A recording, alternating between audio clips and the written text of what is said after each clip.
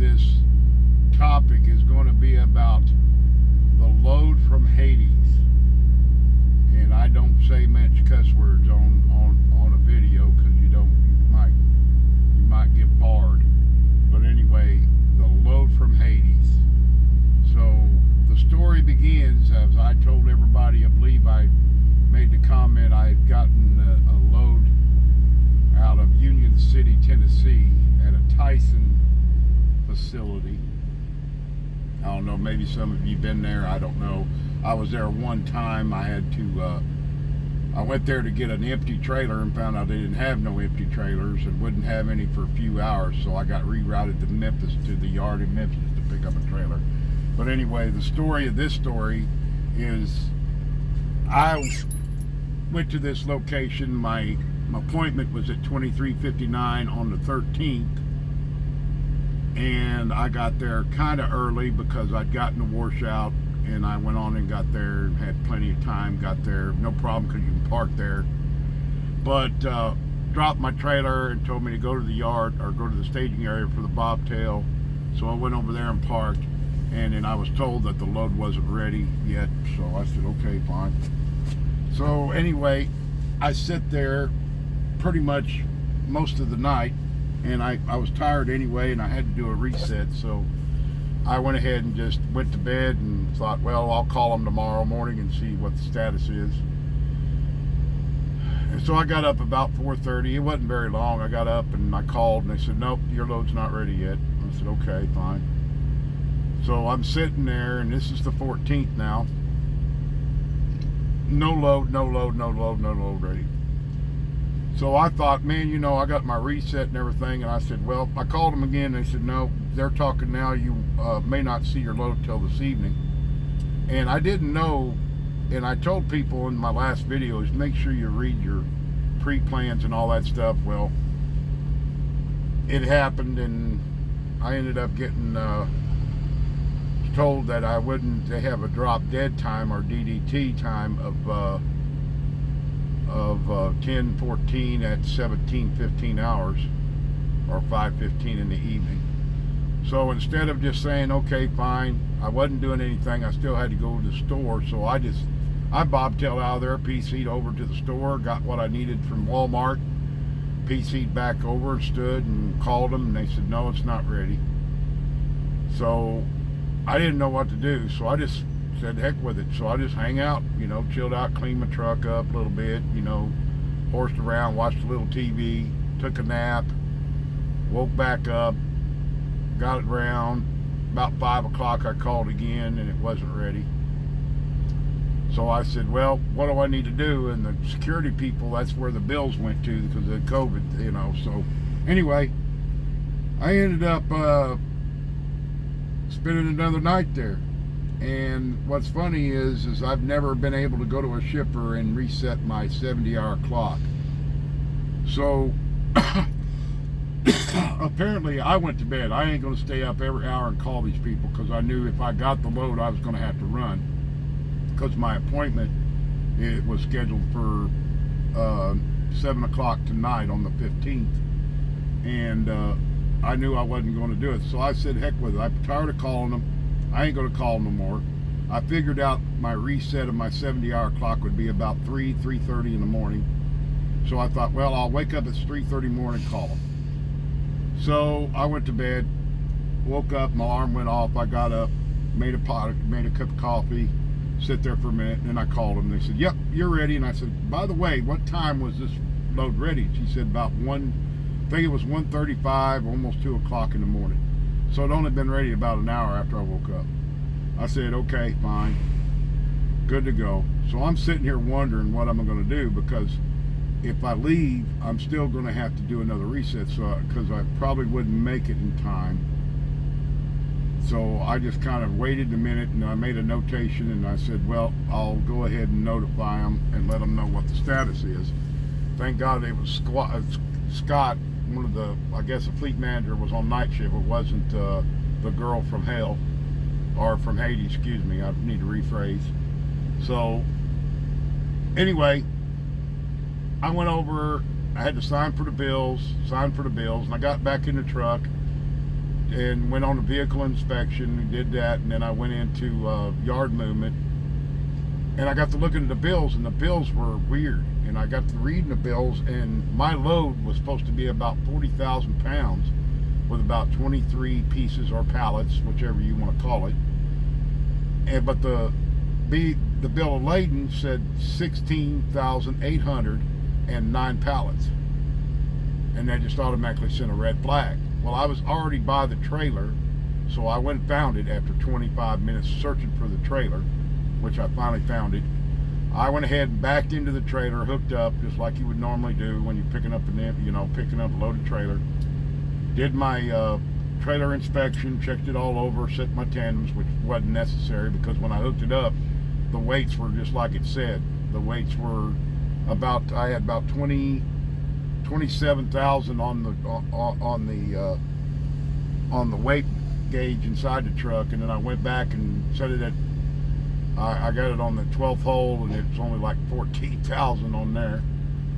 So I got back in the truck, and I thought, man, you better go ahead and contact the fleet manager, write him a message and say, look, we might have a problem because we were short on our load. And you know, when you do a one call, I mean, when you do your live load call, normally they're going to look at your bills and what you've already put down on your Qualcomm, and they're going to question it right off the bat. Well, you're supposed to have 40,000 pounds, and you're showing only 16,000. What's the deal, Rod? So I just went ahead and beat the bush, and went ahead and just sit there, and told them. I said, well, I told the fleet manager. I said, well, you might have a problem. I said, my bills are telling me one thing, and the trip told me another. I need to find out if it's true or not. Well, my problem or issue is that it seems like they want us all to do their job and our job. So they wanted me to contact the shipping department. Well, I'd already done that, but they weren't answering their phones. They wouldn't answer. They wouldn't even return my calls. Because I tried to get the security people when I called the last time. They told me to go ahead and get a hold of, they'd give me transfer me over to shipping. Well, nobody answered, and I left them that voicemail, but nobody called me back. So I said, well, what do you want me to do? I can't leave. We need to find this out. We said, let me work on it. Well, we're talking, now we're looking at 4 o'clock, 4:30 in the morning. Well, when you do yard movement, your 14-hour clock's going to run. So my clock is ticking anyway. Nothing else was, but anyway, I said, well, I can't sit here because my trailer is in between two docks that I know they're going to put trailers in this morning when they get in here. So I need to relocate. But I said, I don't want to go outside the compound if we have a discrepancy. So I said, I'm going to go find a place to park me in the trailer, and then I'll wait on your call. Well, just so happened when I pulled out to go find a spot, I found one of the security people were walking by. So I stopped her and I said, ma'am, I need your help. I said, I need to find another location to park the trailer for now, because I said there's discrepancy on my bills compared to what I'm supposed to have. Well, she said, well, follow me, and we'll go over by the shipping office, and I'll see what I can find out. So she said, well, park right here, and I'll go in. Well, she brought the shipping guy out, and, I talked to him, and I showed him my bills, and he said, yeah. He said, you're the load that we were waiting on more product, but we couldn't get it in. He said, let me go confirm this, and I'll come back out to you. And I said, I appreciate that. Well, in the meantime, he left. Well, then Scott, the fleet manager, sent me a message and said, Sales said you're good to go, roll. I said, okay, fine. Well, I'm not going to sit here and just roll when this guy's doing what he's doing. I said, well, I got the shipping guy involved. He's looking to confirm everything. So he comes back out, gets over by the truck, and he says, yeah. He said, we were waiting on product for this load, but we contacted the customer, and the customer agreed that they'd take what they could get for now, that we'd get a load back to them the next couple of days, and said that he said we would have had to kept you here another 18 to 20 more hours before the next great product comes in. And she said, and we don't want to do that because you've already been here for 30 some hours. I said, I know. So anyway, he said, well, you're good to go then. So I did a live load, even with Scott, the fleet manager. It was on deal. We got it all set, and I said, well, I'm rolling, but I'm coming to Springfield because that was my fuel point here at Prime, is where my fuel point was. And I took off, and of course, my clock's gone. Well, my clock's rolling. So I get here, and I told Scott, I said, man, we might want to think about getting either repowered and once I get to Prime, or we need to reset the appointment. He said, well, give me an estimated time. And I said, okay, I'm coming to Prime to fill up. That'll probably take me about an hour. I got to locate a place to park, which normally here you can't find one, but for some reason they finally got these people to work for a change, and they're all gone. So there's a lot of room over here by where we parked the trailers at, behind the wash space. So anyway, I drove, got here, and I said, I'm going to do a 10-hour reset because I just need to do it, because there's no way, even with what clock I had left, there was no way I could make the 90 appointment by 7 o'clock tonight. It wasn't going to happen. I'd be like an hour and a half, 2 hours late before my clock would run out before I would make it, about 2 hours before. So I couldn't do that. So anyway, I decided just to stay put here at Prime. That's where I'm at now. I'm on at the mothership at Prime 1 here in Springfield, and I told him, I said, well, I'll give you an estimated time of about 8 o'clock tomorrow morning. He said, okay, I'm gonna work on it. Well, while I was driving, I was probably in Poplar Bluff, I get the message, and the message said that my appointment time had changed to 8 o'clock tomorrow. So I came in, parked, went in, had me some lunch or breakfast or whatever you want to call it here at the cafeteria, and then I went in and got me a shower upstairs, and then I came back to the truck. Then I repositioned my truck down here by where the picnic area is. I mean, I'm still in where the trailer, I'm hooked up to the trailer, so I'll have to walk down and use the bathroom if I need it. So anyway, then my concern is that if we don't have the full load, is our money going to be cut because of that? That's my next question, which I didn't get an answer from. But they have already updated the load disposition on it, and they did cover the detention of what they can do. 24 hours is $350.